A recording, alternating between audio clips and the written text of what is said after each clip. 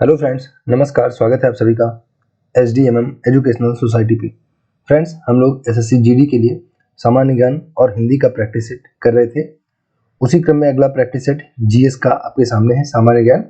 और यहाँ पे आपको करंट अफेयर यानी सामान्य जागरूकता मतलब करंट अफेयर के भी क्वेश्चन मिल जाएंगे। तो चलिए बिना देर किए करते हैं आज के प्रैक्टिस सेट को स्टार्ट। और अगर आप चैनल पर नए हैं तो सब्सक्राइब कर लेना। टॉपिक वाइज भी कुछ वीडियो में डालता रहूँगा जो बहुत ज़्यादा इंपॉर्टेंट है, जिनसे कुछ स्टैटिक ट्रिक मैं बनाया हूँ, बहुत अच्छी अच्छी ट्रिक्स। जैसे नोबेल प्राइज अभी 2022 के लिए जो मिले हैं उनको बता दूंगा आपको ट्रिक से। और भी बहुत सारी जो जैसे समास के बारे में मैंने बोला था, अलंकार के बारे में बोला था ना, तो जो भी बहुत ट्रिकी मेरे पास जोरदार ट्रिक वाले क्वेश्चन रखे हैं, मैं उनको भी आपको पहले टॉपिक वाइज उसके बाद उसके क्वेश्चन करवा दूंगा ना। तो चलिए फिलहाल आज का जीके का प्रैक्टिस सेट करते हैं स्टार्ट। 20 क्वेश्चन पूछे जाने हैं, आप सबको पता ही है, इसीलिए 21 से स्टार्ट होता है।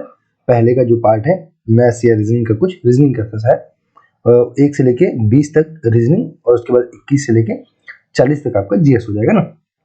चलिए करते हैं स्टार्ट। अकबर का मकबरा आपको बताना निम्नलिखित में से किस स्थान पर है। तो अकबर का मकबरा फ्रेंड्स बताएंगे कहाँ पे हो जाएगा। आप में से बहुत सारे लोग फतेहपुर सीकरी करना चाह रहे होंगे, लेकिन इनका जो मकबरा है वो हो जाएगा ऑप्शन नंबर फर्स्ट हो जाएगा, सिकंदरा में हो जाएगा। देखो भाई, अकबर को आप जब भी सुनते हो एक महान शासक की तरह सुनते हो कि भाई अकबर बहुत महान था। एक्चुअली महान था नहीं, लेकिन आप महान महान अकबर महान बोलते हो ना, ग्रेट अकबर बोलते हो। तो देखो, जो जीता वही सिकंदर। जो जीता, जीता कौन? अकबर जीता होगा तभी तो महान बना होगा। बार बार अकबर जीत जाता होगा इसलिए महान बन जाता होगा। ओके, तो फ्रेंड्स यहाँ पे आप ट्रिक से याद रख सकते हैं इस बात को कि जो जीता वही सिकंदर, और जीता कौन था? अकबर। बार बार जीतता कौन था? अकबर। तो बस ऐसे आपको याद रखना है, अकबर जीता होगा तो सिकंदर बन गया होगा, अकबर सिकंदरा हो जाएगा। ओके, और फ्रेंड्स अगर फतेहपुर सीकरी की बात करें तो अकबर ने यहाँ पे बुलंद दरवाजा का निर्माण करवाया था। और बुलंद दरवाजा के बारे में आप जानते हो, गुजरात विजय के उपलक्ष्य में बुलंद दरवाजा जो था, गुजरात विजय के उपलक्ष्य में फतेहपुर सीकरी में अकबर ने बुलंद दरवाजा का निर्माण करवाया था। ठीक है, ओके। और आगरा जो इलाहाबाद में पूछता है कि अकबर का किला कहाँ पे है, तो अकबर का किला जो था इलाहाबाद में था। और यहाँ पे अकबर का मकबरा पूछेगा तो सिकंदरा हो जाएगा। बाकी आगरा में आप सब जानते ही हो, आगरा में पिछली वीडियो मैंने आपको मोती मस्जिद के बारे में बताया था, जो शाहजहां ने मोती मस्जिद बनवाई थी लाल किला के अंदर, वो वाली मोती मस्जिद आगरा में है फ्रेंड्स। और जो औरंगजेब ने मोती मस्जिद बनवाई थी वो वाली मोती मस्जिद दिल्ली के लाल किला में है। तो दोनों लाल किला, एक आगरा में लाल किला, एक दिल्ली में लाल किला। जो दिल्ली में लाल किला है उसमें मोती मस्जिद औरंगजेब ने बनवाई थी। ओके, और जो आगरा में लाल किला है उसमें मोती मस्जिद कौन बनवाएगा? शाहजहां बनवाएगा, क्योंकि ताजमहल भी किसने बनवाया था?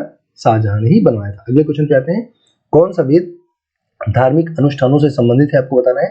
काफी अच्छा क्वेश्चन है, कौन सा वेद धार्मिक अनुष्ठानों से संबंधित है? तो इसका ऑप्शन नंबर बी हो जाएगा, यजुर्वेद हो जाएगा। और यजुर्वेद के बारे में आपको ध्यान रखना है, देखो 4 तो होते हैं, आप सबको पता ही है वेद कितने होते हैं, 4 होते हैं। ओके, तो फ्रेंड्स अगर हम लोग बात करें यहाँ पे यजुर्वेद की, तो आप देख सकते हैं कि ये जो है कर्म कांडों के लिए प्रधान वेद है। कर्म कांडों के लिए प्रधान वेद अगर आपसे पूछेगा कौन सा है, किसमें प्रधानता है कर्म कांडों की, तो यजुर्वेद में है। और यजुर्वेद में गद्य और पद्य दोनों में, बस इतना सा भी आपको ध्यान रखना कि यजुर्वेद में गद्य और पद्य दोनों में आपको यहाँ पे मंत्र दिए हुए हैं जिनसे कर्म कांड करना है। राइट, तो गद्य और पद्य दोनों, अगर पूछेगा कि कौन सा वेद है जो गद्य और पद्य दोनों में लिखा है, तो यजुर्वेद हो जाएगा। और बाकी ऋग्वेद के बारे में आप सब जानते हो, कोई दिक्कत नहीं है, ये सबसे पुराना वेद हो जाएगा। और 1084 जो है इसमें ऋचाएं हैं, 1084, 1084। और 10वें मंडल में यहाँ पे फ्रेंड्स 10वें मंडल में क्या है? वर्ण व्यवस्था की बात की गई है, वर्ण व्यवस्था की बात की गई है ना। ऋग्वेद के 10वें मंडल में वर्ण व्यवस्था की बात की गई, कहा गया कि 4 प्रकार की वर्ण व्यवस्था होती है, ब्राह्मण, क्षत्रिय, वैश्य और शूद्र। बहुत सारे लोगों ने इस पर मतभेद भी प्रकट किया और कई सारी बातें बताने के लिए, और फिलहाल छोड़ते हैं उन सबको। सामवेद की अगर बात करें तो इसको बोलते हैं भारतीय संगीत का जनक। देखो इसका नाम लग रहा है सॉन्ग वेद ना, सॉन्ग वेद, तो सॉन्ग मतलब गाना ही होता है, तो सॉन्ग वेद जो हो जाएगा वो क्या हो जाएगा? भारतीय संगीत का जनक हो जाएगा। और अर्थवेद के बारे में पूछा है, अथर्ववेद के बारे में, अथर्ववेद तो मैंने इसको याद किया था अर्थ से, तो अब कैसे याद करेंगे? इसमें जादू टोना आपसे पूछेगा कि जादू टोना का उल्लेख कहाँ पे, तो अथर्ववेद में। तो अगर किसी को जादू टोना का अर्थ ना पता हो तो नहीं करना चाहिए। अगर आपको जादू टोने का अर्थ ना आता हो तो मत करना, नहीं तो पता चला करोगे किसी दूसरे के लिए, हो जाएगा आप ही के लिए ना। तो अगर जादू टोने का अर्थ नहीं पता है तो जादू टोना मत करना, मतलब अथर्ववेद आपको ध्यान रहेगा। राइट, अगले पे चलते हैं। ऐसा कुछ होता नहीं, बस मैं अपने से आपको ट्रिक बता रहा हूँ ना, जादू टोना जैसी कोई चीज होती नहीं ना, मुझे तो नहीं लगती। निम्नलिखित में से किस समझौते का लक्ष्य हिंदू मुस्लिम मतभेद को सुलझाना था? तो हिंदू मुस्लिम अगर मतभेद की हम लोग बात करें तो यह हो जाएगा आपका लखनऊ समझौता, 1916 होता है फ्रेंड्स। 1916 होता है। 1916 होता क्या है, जो 1885 में 1885 में A.O. ह्यूम ने ना, A.O. ह्यूम ने क्या किया था, A.O. ह्यूम ने कांग्रेस की स्थापना की, इंडियन नेशनल कांग्रेस की स्थापना की थी। और उसी इंडियन नेशनल कांग्रेस की फ्रेंड 1916 में जो सम्मेलन होता है लखनऊ में होता है, वहां पे क्या होता है उसी के बारे में बताया जा रहा है कि निम्नलिखित में से किस समझौते का लक्ष्य हिंदू मुस्लिम मतभेदों को सुलझाना था। तो हिंदू मुस्लिम मतभेदों को सुलझाना जो है लखनऊ समझौता जो 1916 होता है उसका था। ओके, अगर नंबर वाइज आप देखेंगे यहाँ पे तो ये 31वां है ना, 31वां सम्मेलन था। और यहाँ पर अगर हम लोग बात करें तो कांग्रेस और मुस्लिम लीग के बीच क्या होता है, समझौता होता है। कांग्रेस और मुस्लिम लीग के बीच समझौता होता है। और आपको ध्यान रखना कि इन दोनों के बीच जो है समझौता कब होता है, 1916 में होता है, 31वां सम्मेलन है। और किसके किसके बीच बात चल रही है, कांग्रेस और मुस्लिम लीग के बीच यहाँ पे समझौता होगा, राइट। तो ये सारी बातें ध्यान रखना चलते। और पूना पैक्ट ध्यान रखना 1932, आपका इसका सन ध्यान रखना 1932 1932 हो जाएगा। ये किसके बीच में होता है, गांधी जी और B.R. अम्बेडकर जी के बीच में होता है पूना पैक्ट होता है। गांधी इरविन समझौता होता है 1931 में होता है, गांधी जी के बीच में और इरविन जो थे उनके बीच होता है, ठीक है। तो इन सबको थोड़ा सा ध्यान रखना। अगले क्वेश्चन पे आते हैं।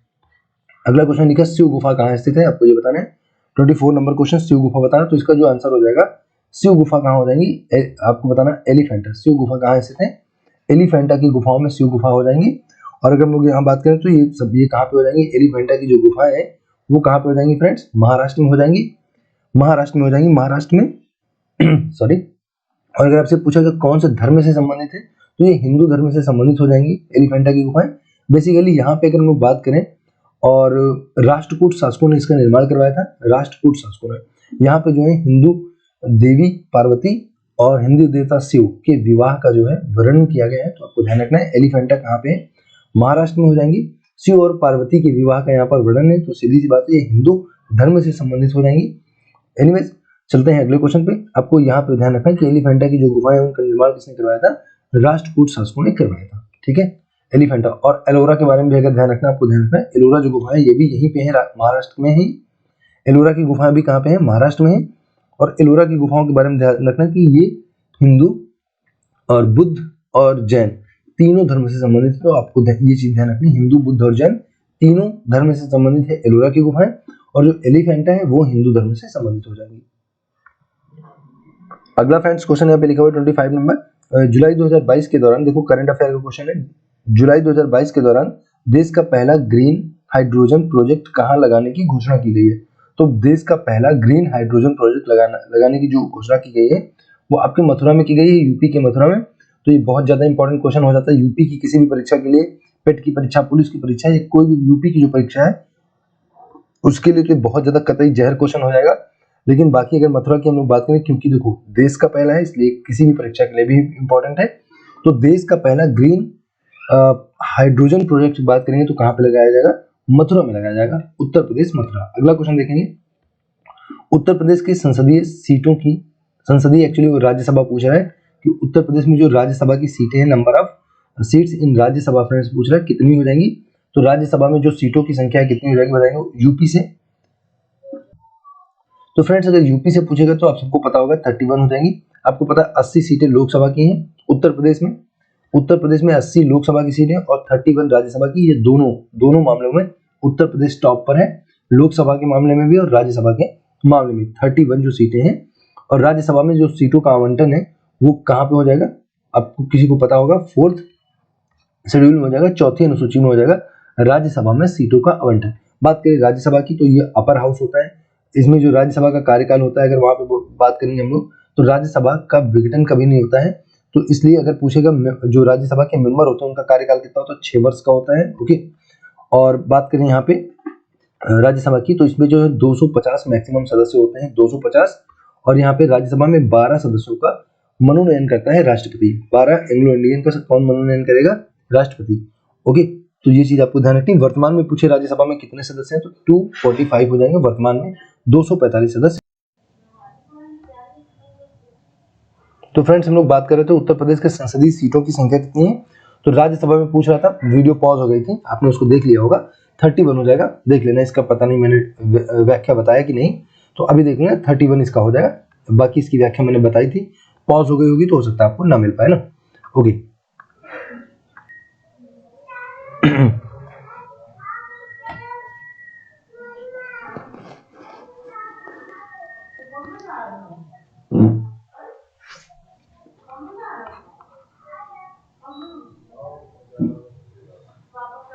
फ्रेंड्स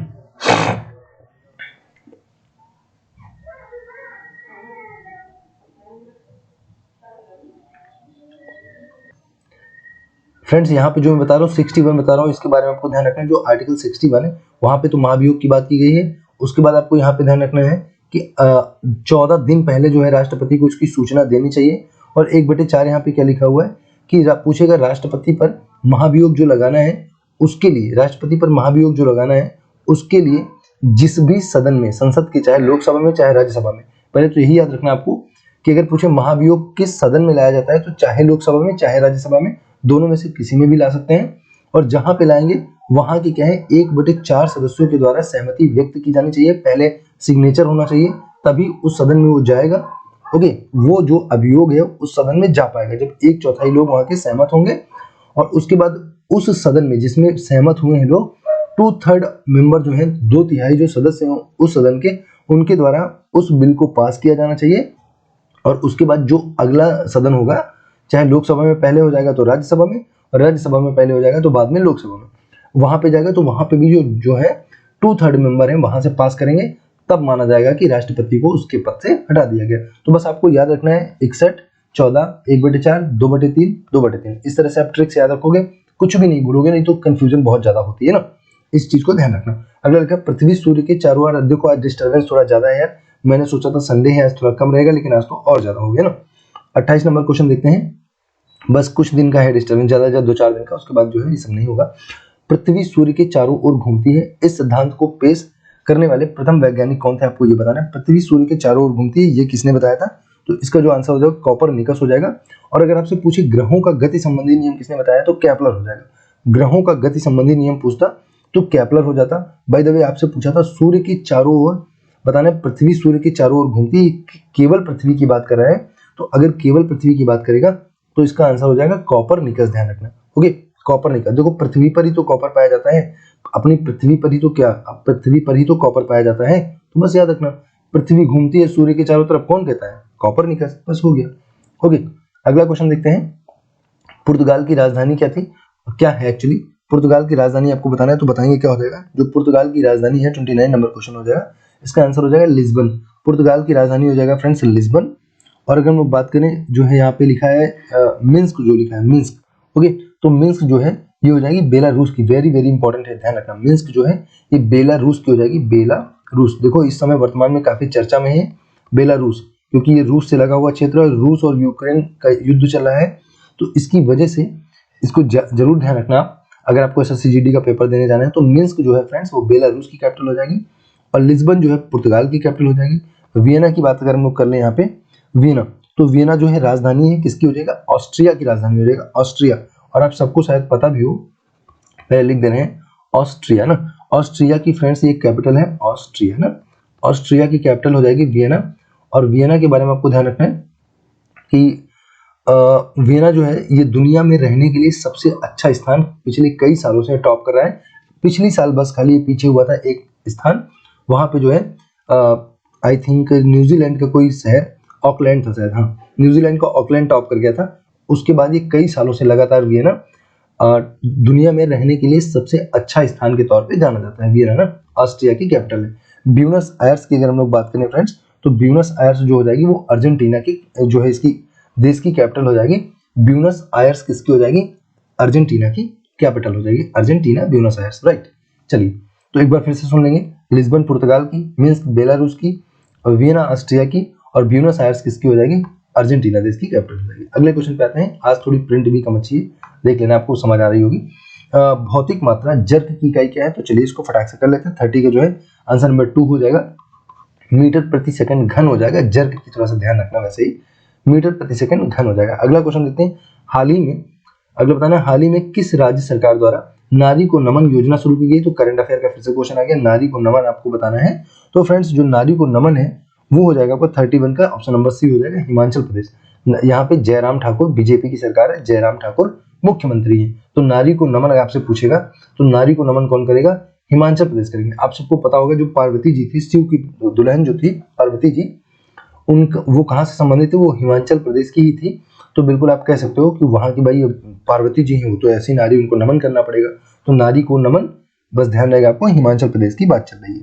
32 नंबर क्वेश्चन देखते हैं। किसी शरीर के भार W को इस सूत्र के द्वारा बताया जा सकता है, आपको ये बताना है। तो चलिए ये भी थोड़ा सा न्यूमेरिकल टाइप का क्वेश्चन है। 32 इसका जो आंसर हो जाएगा ऑप्शन नंबर डी हो जाएगा।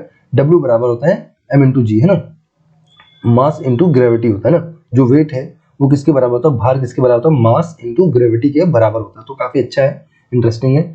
अगला देखें, निम्नलिखित में से कौन सी तरंगों को ध्रुवित नहीं किया जा सकता, आपको पोलराइज्ड नहीं किया, हाँ जी देखेंगे, कौन सी तरंगों को पोलराइज नहीं किया जा सकता, आपको ये बताना है। पोलराइज नहीं किया जा सकता है, तो देखते हैं, ध्रुवित नहीं किया जा सकता है, ये बताना है। 33 नंबर क्वेश्चन, इसका जो सही जवाब हो जाएगा वो हो जाएगा पराश्रव्य तरंगों को ध्रुवित नहीं किया जा सकता है। ठीक है, इसमें ज्यादा डिटेल के लिए कुछ है नहीं। अगला देखते हैं, और श्रव्य पराश्रव्य आगे शायद मिल भी जाए आपको, है ना, श्रव्य पराश्रव्य के बारे में आपको पता भी होंगी।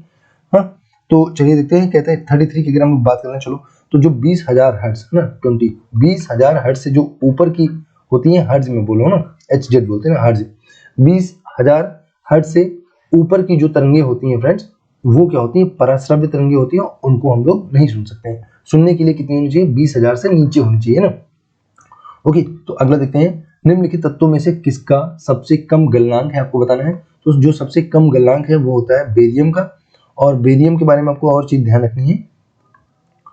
ठीक है, तो पूछ रहा है कि सबसे कम गलनांक किसका होता है, बेरियम का हो जाएगा। चलो, और उसके बाद अगर हम लोग पूछे कि सबसे ज्यादा जो है गलनांक किसका होता है, तो वो हो जाएगा आपका कैल्शियम का। सबसे ज्यादा गलनांक किसका होता है, कैल्शियम का। सबसे कम गलनांक पूछे तो बेरियम का हो जाएगा, ध्यान रखना। अगला बताना फ्रेंड्स कि काली मिर्च का पौधा क्या होता है, तो बिल्कुल ये काफी आसान क्वेश्चन रहेगा। 35, काली मिर्च का पौधा, देखो इस तरह के क्वेश्चन भी पूछता है ना, तो बेल होता है, एक प्रकार का क्या होता है, बेल होता है, लता होती है। तो काली मिर्च का पौधा लता जैसा होता है। महात्मा गांधी की राम राज्य की संकल्पना क्या थी, आपको ये बताना है कि राम राज्य की संकल्पना क्या थी।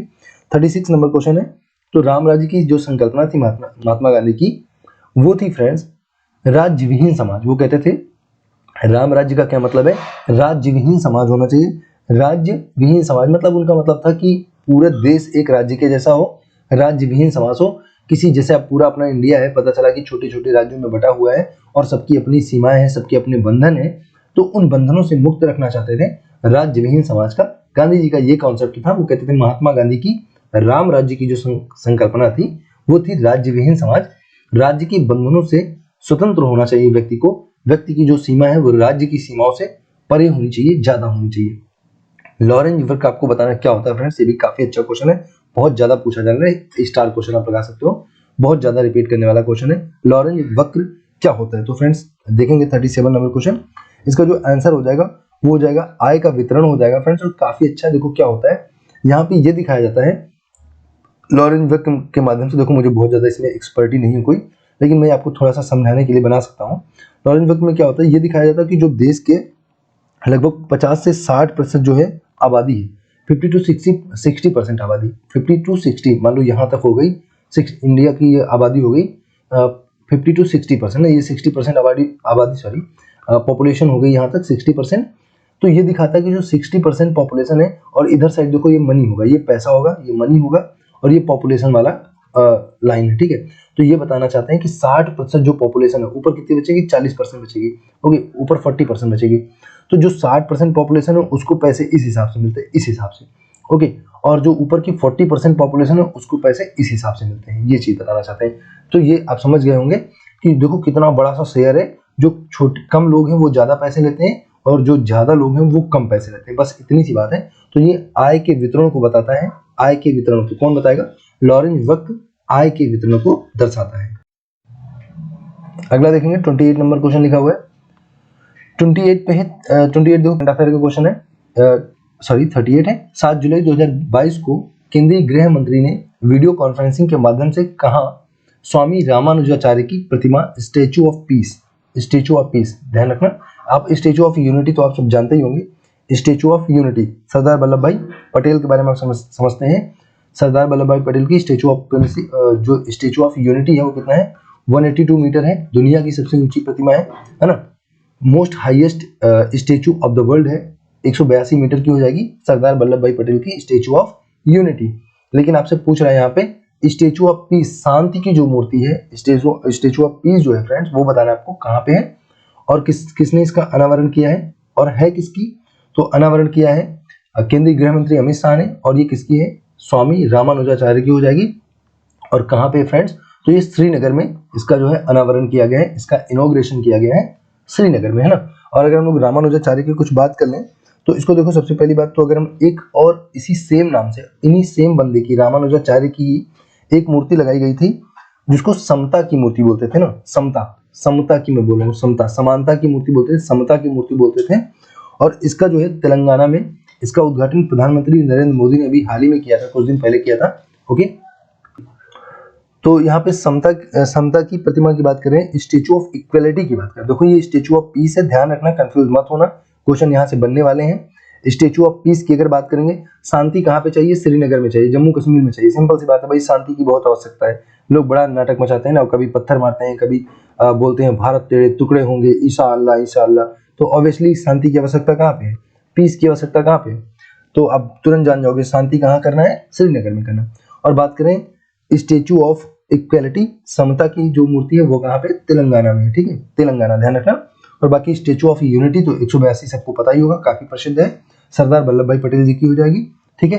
तो और अगर रामानुजाचार्य की कुछ बात कर लें तो काफी इंपॉर्टेंट पर्सनालिटी है, थोड़ी सी बात कर लिया जाए इनके बारे में। तो फ्रेंड्स अगर हम लोग बात करें स्वामी रामानुजाचार्य की, तो कह सकते हो हिंदू धर्म के ग्रोथ में इनका बहुत बड़ा अपना योगदान था। इन्हें ये वैष्णव संत थे और इन्होंने विशिष्टता द्वैतवाद सिद्धांत का प्रतिपादन किया था। विशिष्टता मैं लिख दे रहा हूँ एक बार। तो फ्रेंड्स इनके बारे में बोल रहा हूँ, स्वामी रामानुजाचार्य के बारे में बोल रहा हूँ कि ये विशिष्टता द्वैतवाद के प्रवर्तक हैं। आपसे पूछेगा कि विशिष्टता द्वैतवाद के प्रवर्तक कौन है, तो आप कहना रामानुजाचार्य हो जाएंगे।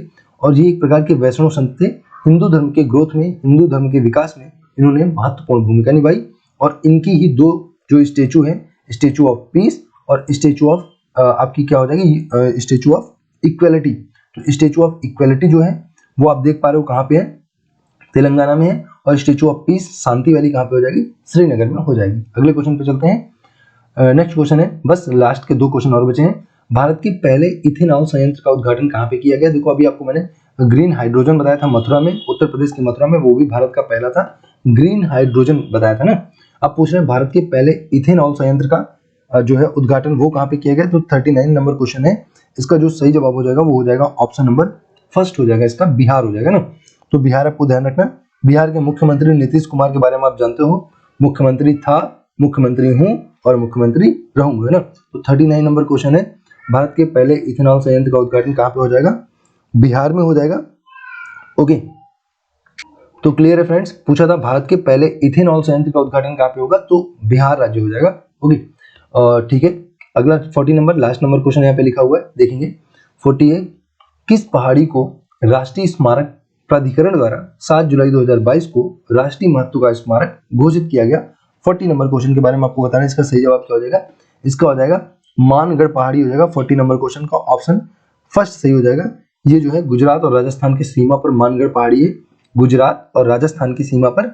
तो बस आपको ध्यान रखना है यहाँ पे, किस पहाड़ी को राष्ट्रीय स्मारक प्राधिकरण द्वारा 7 जुलाई 2022 को राष्ट्रीय महत्व का स्मारक घोषित किया गया है। तो काफी इंपॉर्टेंट क्वेश्चन हो जाता है, क्योंकि अभी हाल ही का क्वेश्चन है 7 जुलाई 2022 का। कौन सी हो जाएगी, मानगढ़ पहाड़ी। बिल्कुल, इसका मान सम्मान बढ़ गया, मानगढ़ का क्या हो गया, बड़ा मान बढ़ गया जब से इतनी चर्चा में आ गई है। ओके, तो ठीक है फ्रेंड्स, ये था इस वीडियो का। Thanks for watching and God bless you all.